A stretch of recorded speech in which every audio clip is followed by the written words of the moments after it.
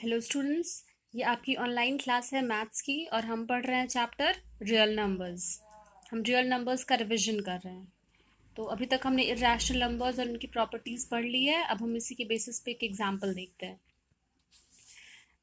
ये क्वेश्चन जो है वो कंट्राडिक्शन मेथड वाला है, जिसमें काफ़ी सारे बच्चों को प्रॉब्लम थी। इस बार ध्यान से समझने की कोशिश करिएगा। Prove that √5 is irrational.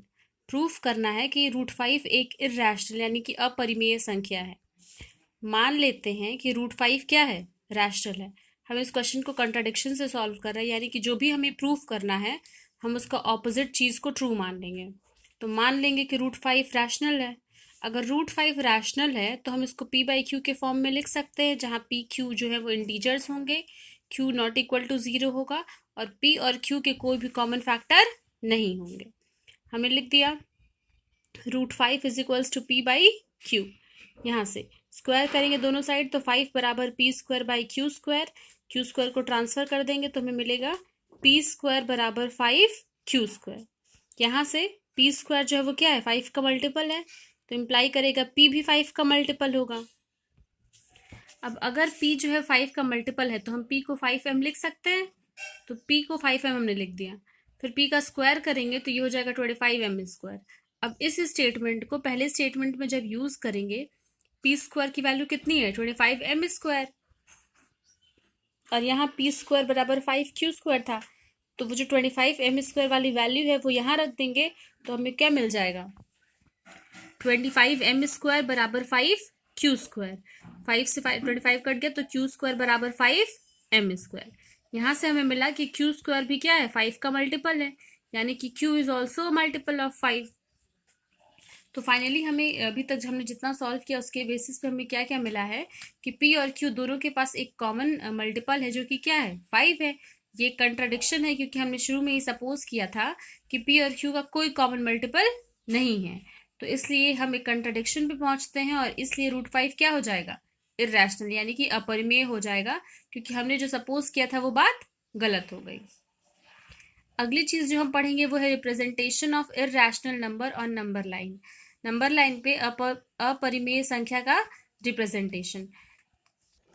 अब मान लीजिए कि हमें √2 और √3 को नंबर लाइन पे शो करना है, तो इसके लिए हमने जो पुराने लेक्चर्स हैं उनमें स्केल के थ्रू मेजरमेंट करके हमने उन क्वेश्चंस को सॉल्व किया है। लेकिन आज के लेक्चर में हम आपको रफ तरीके से बताएंगे कि इसको कैसे सॉल्व करना है और आप स्केल की हेल्प से इसको सॉल्व करेंगे। तो सबसे पहला काम हम क्या करेंगे कि हम एक स्ट्रेट लाइन ड्रॉ करेंगे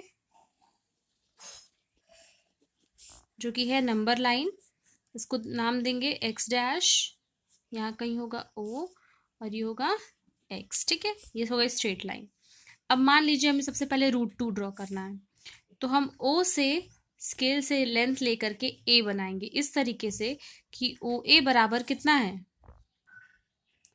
यहाँ लिख लेते हैं, OA बराबर 1 यूनिट। OA कितना यूनिट हो गया, 1 यूनिट। अब यहाँ से स्केल से हम 90 डिग्री पे एक लाइन खींचेंगे इस तरीके से कि हम AB बनाएंगे और AB बराबर भी कितना है, 1 यूनिट। उसके बाद हम स्केल से इसको ज्वाइन कर देंगे। पाइथागोरस थ्योरम पढ़ा है हमने, जो कि कहता है कि हाइपोटेनस का स्क्वायर जो है वो बेस के स्क्वायर और परपेंडिकुलर के स्क्वायर के सम के बराबर होता है।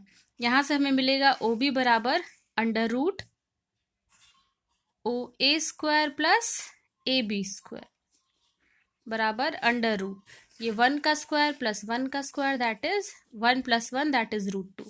यानी कि ये लेंथ जो है OB ये कितनी हो गई, √2 हो गई।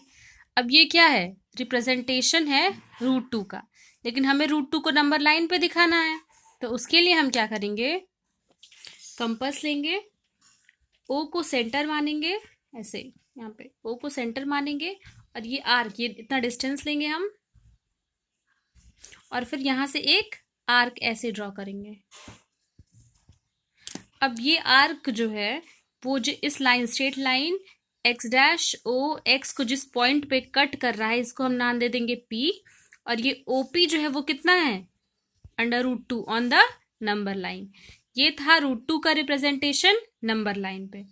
अब इसी तरीके से हमें मान लीजिए √3 को प्रूफ करना है कि नंबर लाइन पे दिखाना है, तो उसके लिए हम क्या करेंगे, ये जो पॉइंट B है यहाँ पे स्केल से 90 डिग्री बनाते हुए हम एक प्रोटेक्टेड से 90 डिग्री बनाते हुए हम एक स्ट्रेट लाइन खींचेंगे। इसको नाम देंगे सी, इस तरीके से कि ये लेंथ पे कितनी है, BC बराबर 1 है। तो यहाँ लिख लेते हैं BC बराबर 1। OB हमें पता है कि कितना है, √2। अब स्केल से हम इन दोनों को ज्वाइन कर देंगे। यहाँ फिर से हम इस ट्रायंगल में, ट्रायंगल OBC में हम पाइथागोरस थ्योरम लगाएंगे।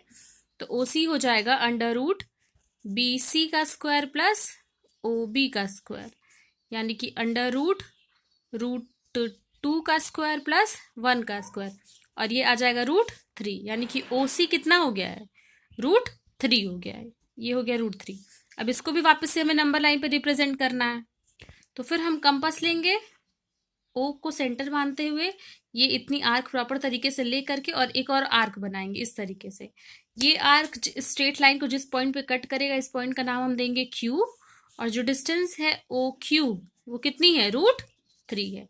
इसी तरीके से हम जितने भी अंडर रूट जो नंबर्स हैं, इरेशनल नंबर्स, उनका कंस्ट्रक्शन जिस करना है तो हम इसी मेथड से उसको कंस्ट्रक्ट कर लेंगे on the real number line.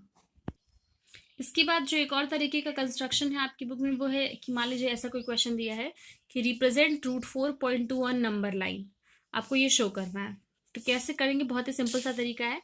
सबसे पहले हम ड्रॉ करेंगे AB, जिसका लेंथ है 4.2। फिर हम 1 सेंटीमीटर बढ़ा करके BC ड्रॉ करेंगे इस तरीके से कि AC हो जाएगा 4.2 + 1 दैट इज 5.2। फिर हम AC का मिड पॉइंट पता करेंगे, AO बराबर 4.2 + 1 दैट इज पूरा लेंथ 5.2, उसको 2 से डिवाइड कर देंगे 2.6। तो ये डिस्टेंस कितनी है, 2.6 है। अब इसको सेंटर मानेंगे और कंपास को O पे रखेंगे। फिर OA जो है डिस्टेंस, इसको लेकर के हम एक सर्कल ड्रॉ करेंगे। अब ये सर्कल बन गया है। अब हम क्या करेंगे कि B से एक स्ट्रेट लाइन ड्रॉ करेंगे जो कि इस सर्कल को पॉइंट D पे कट करेगा। ये जो लेंथ है BD, यही है √4.2।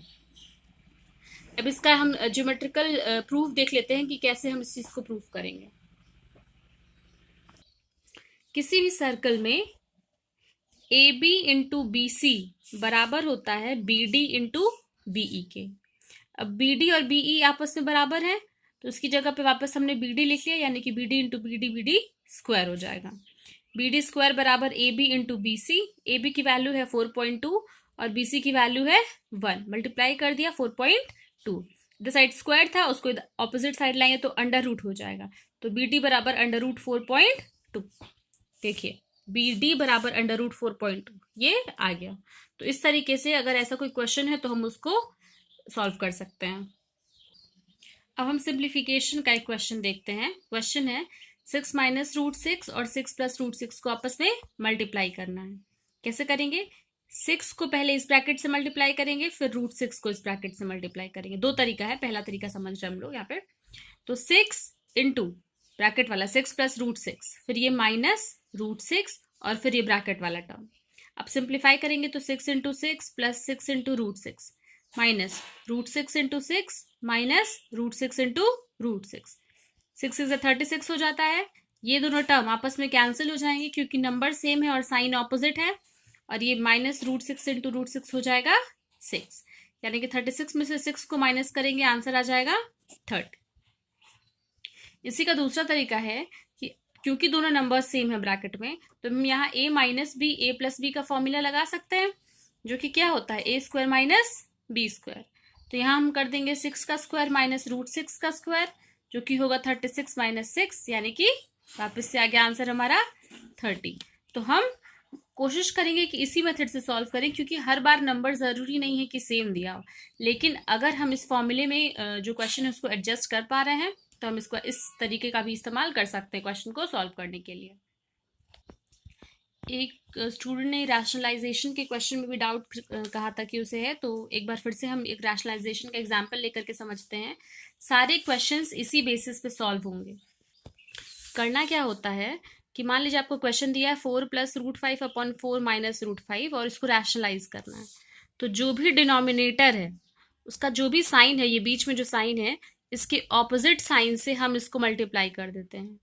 हम कोशिश करते हैं कि डिनोमिनेटर में हम ये फॉर्मूला बना सकें। ए माइनस बी इंटू ए प्लस बी बराबर ए स्क्वायर माइनस बी स्क्वायर। हम कोशिश करते हैं कि रैशनलाइजेशन के क्वेश्चंस में हम इस तरीके का डिनोमिनेटर बना सकें। यहाँ ये है a माइनस बी, तो अगर हम इसको a प्लस बी से मल्टीप्लाई कर देंगे तो डिनोमिनेटर में हमें मिल जाएगा a square minus B square. तो हमने इसको 4 प्लस रूट 5 से न्यूमरेटर और डिनोमिनेटर को मल्टीप्लाई करके फिर सिंप्लीफाई कर दिया, तो ये हो जाएगा होल स्क्वायर, यानी कि 16 प्लस 5 प्लस 4 टू ज़ा 8 और रूट 5 अपॉन 4 का स्क्वायर 16 रूट 5 का square 5। 16 plus 5 is 21 plus 8 root 5 upon 16 में से 5 गया तो 11, और ये क्या है आपका आंसर है। उसी के बेसिस पे एक और क्वेश्चन देखते हैं।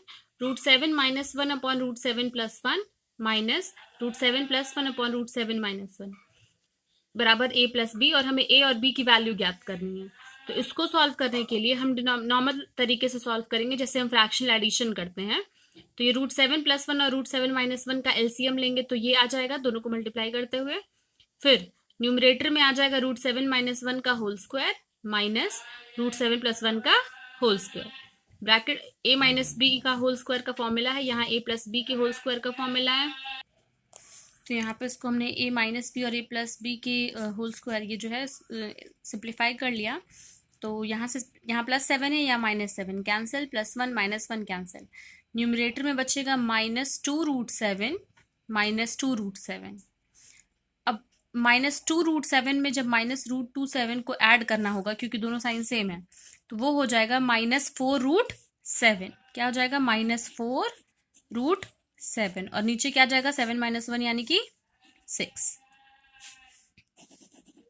अब हम क्या कर सकते हैं, यहाँ न्यूमरेटर में 4 है तो वो हो जाएगा 2 से कट करेंगे, 2 2 ज़ा 4 और ये हो जाएगा 2 3 ज़ा 6। अब यहाँ से देखिए तो यहाँ रूट a है प्लस b रूट 7 के साथ क्या मल्टीप्लाई है यहाँ पर b, और यहाँ रूट 7 के साथ मल्टीप्लाई है -2/3, तो b बराबर हो जाएगा -2/3। यहाँ पर a है और ऐसा यहाँ कोई टर्म नहीं है, तो a की वैल्यू हो जाएगी 0। इस तरीके से रैशनलाइजेशन मतलब इस क्वेश्चन को सॉल्व करने के बाद हमें आंसर क्या मिलता है कि a बराबर 0 और b बराबर -2/3। आपके जो आपको एनसीईआरटी की एक्सरसाइजेस दी गई हैं उसमें जो एक्सरसाइज 1.4 है उसमें इस तरीके के क्वेश्चंस हैं कि आपको नंबर लाइन पे मान लीजिए 3.765 को रिप्रेजेंट करना है using the method successive magnification. तो ये इसको समझते हैं कि इसको कैसे सॉल्व करना है।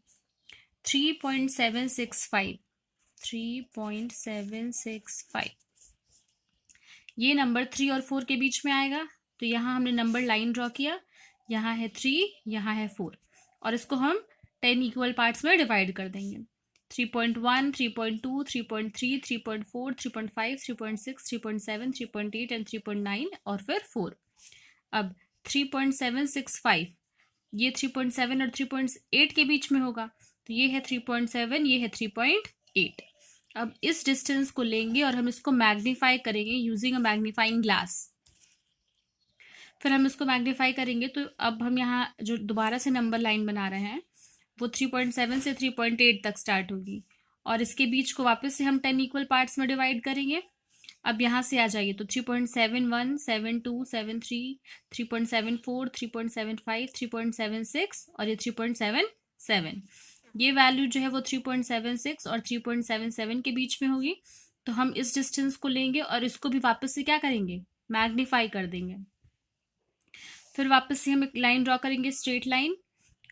अब हम 3.76 और 3.77 को क्या करेंगे मैग्नीफाई करेंगे, इसको वापस 10 पार्ट्स में डिवाइड करेंगे, तो ये हो गया 3.761 3.762 3.763 3.764 और ये हो गया 3.765 जो हमें रिप्रेजेंट करना था।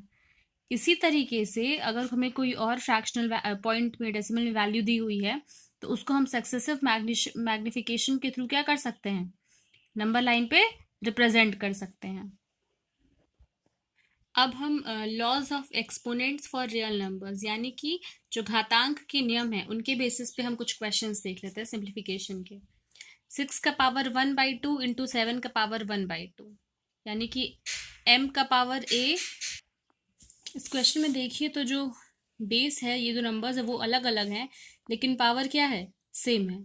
तो हम इसको लिख सकते हैं a का पावर m इंटू बी का पावर m, और ये बराबर होता है a इंटू बी के पावर m के, यानी कि 6 7 42, 42 का पावर 1/2। ऐसे ये क्वेश्चन देखिए, a का पावर m इंटू a का पावर n, दोनों अलग अलग है। तो क्या होता है, a का पावर m प्लस n, यानी कि 7 का पावर 5/6 प्लस 2/3, और सॉल्व करेंगे तो एलसीएम आ जाएगा 6, न्यूमरेटर में 5 प्लस 4, 7 का पावर 9/6 यानी कि 3/2, जो कि क्या है, आंसर है इस क्वेश्चन का। ऐसे ही मान लीजिए 2 का पावर 5/8 है इंटू 3 का पावर 5/8, तो a का पावर m इंटू बी का पावर m बराबर a इंटू बी का पावर m, यानी कि 2 3 6, 6 का पावर 5/8।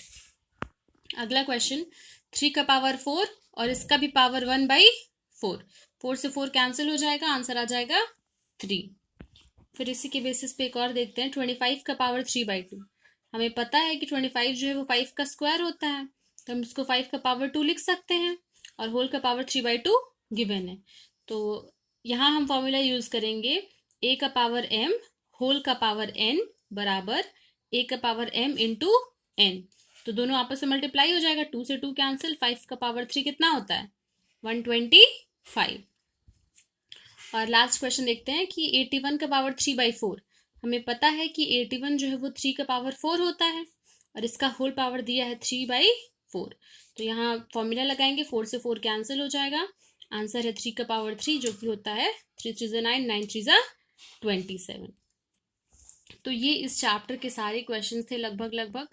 आपको एक्सरसाइजेस सॉल्व करनी है, जो भी कॉपी आपके पास है, फेयर है तो फेयर में करिए, रफ है तो रफ में करिए, क्लियर तरीके से करिए। अगर कोई क्वेश्चन है जो कि आपको नहीं समझ आ रहा है तो वो आप पूछिए, और अगर ऐसे भी कंस्ट्रक्शंस हैं तो कंस्ट्रक्शन वाले क्वेश्चंस को अच्छे से समझने की कोशिश करिए पहले, और फिर उसके बाद स्केल के मेजरमेंट के थ्रू आप उसको सॉल्व करिएगा, जो आज हमने आपको बताया है।